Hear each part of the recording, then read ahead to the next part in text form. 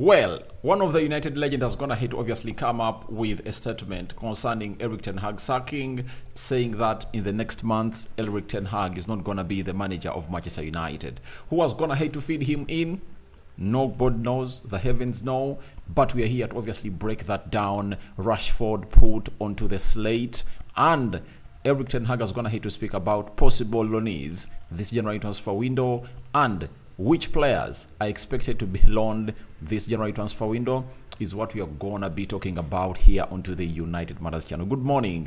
It's the 9th of January 2024 and this is the 9th day of the year, and hope you guys are really doing fine. Smash the like button, comment and share. If at all you're watching us for the very first time, endeavor to subscribe to this channel so as not to miss out on stories that we do upload in here on a daily. Now today, it's really very important to note the following, that United are into the 4th round of the FA Cup after a very hard-fought win at Wigan Athletic DW Stadium. I say hard-fought win because we really had lots of chances, but we failed to kill them off because we dominated, but we couldn't kill off the game until when Bruno Fernandes got a penalty in the 74th minute, and he made it 2-0 for the club of Manchester United. Now, don't forget to subscribe, guys, because we want to hit how many subscribers? 17,000 subscribers. Now, Roy Keane is the man I'm talking about. He came out with his following statements and said, the manager there mentions the project.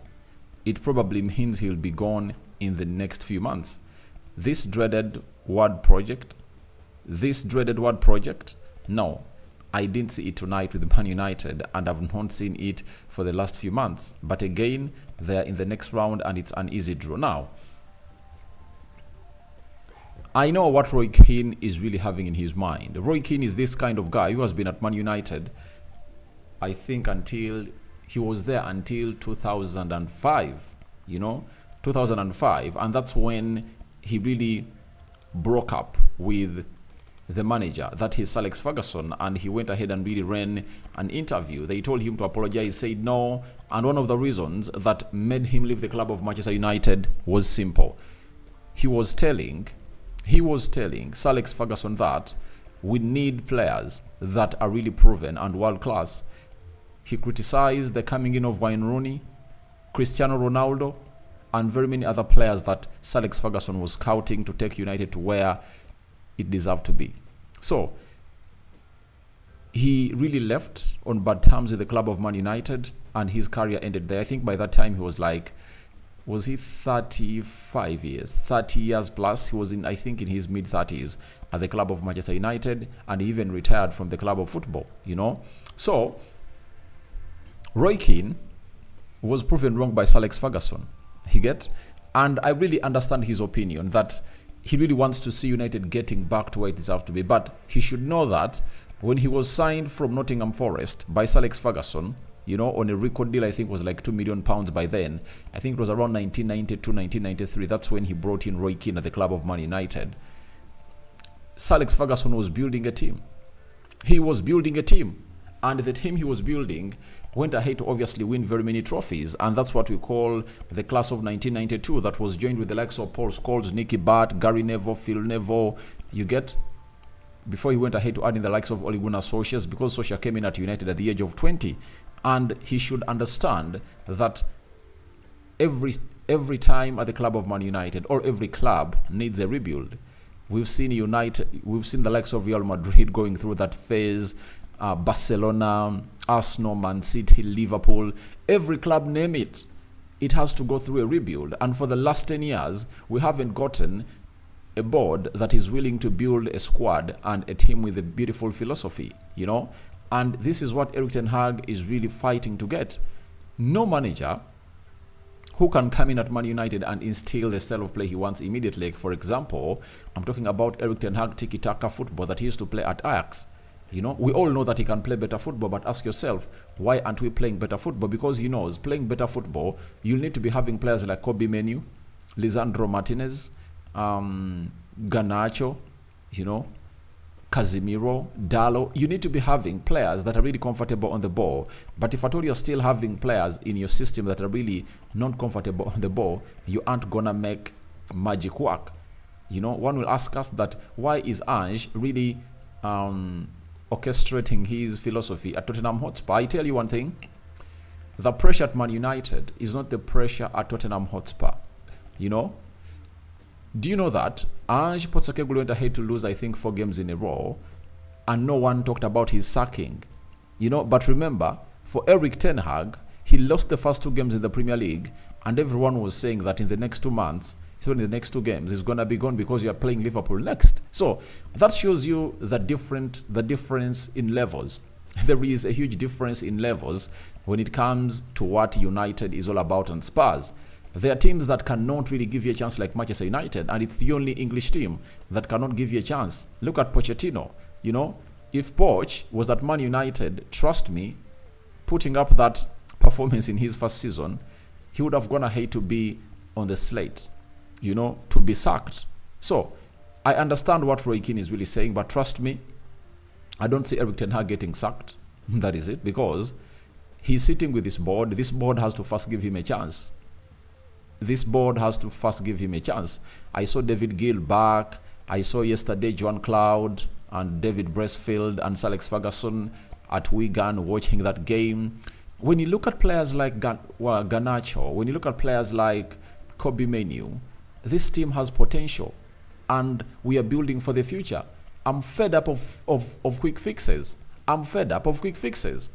Every time I hear people like Roy Keane coming in through and obviously talking about sacking the manager, I really feel like they're working for someone else that we don't know, because I'm fed up of quick fixes. I want us to go for the best young talent in the world. You know, let us get in raw diamonds. We are having in a manager who has shown us that he has a potential of improving players and really make them better. So what do you do if at all you have a manager who does that? Get in players who are really good and can be improved. You get? Look at Rasmus Højlund. He's a player that is gonna make the world chart as far as playing football is really concerned and scoring goals. Though yesterday he missed out on like 2 clear-cut chances, I think he would have gone. He will do better. You know, time is going to come. I saw Casemiro putting his body on the line for this young lad, calling in people for not to obviously put him on pressure to score 30 goals a season. So if you have Kobe Menu, Garnacho, you are having the likes of Amad Diallo, the Camboalas, you know, there are very many other players coming in from the Academy of Man United. You get? So don't even ever come out here and think that Erik ten Hag is gonna go. I think he's gonna be here. The board is gonna give him a chance, and he needs to work with them. Then for Marcus Rashford, he really had the following to say. I wanted a bit more. We were getting frustrated watching him. I think Rashford just made things hard for himself. You know, sometimes every time you really get into those areas, it's not all about shooting all the time. You know, most times you need to look out for a pass, and then limited times you need to go in for a shot. You know, he had a very good game for me. He got into areas that could threaten the opponent, but he found himself really in a position of not really scoring goals, and all he needed to do is to put in that early cross every time he really tried to run towards the byline and lost the ball. And those are things that we want to see him. And at his age, 26, he's the most experienced player right now that has been at the club of Manchester United.